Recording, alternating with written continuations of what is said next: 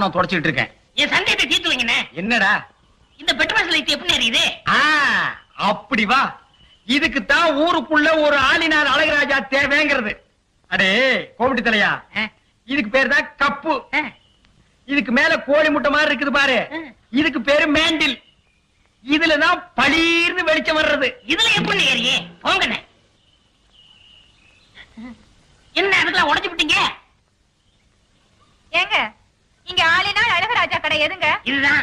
ஏய் நீ இருடி, அது நான் தாங்க.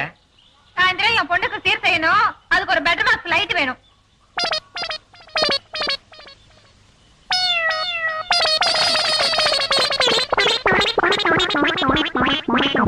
ஏங்க பெட்ரமேக்ஸ் லைட்டே வேணுமா?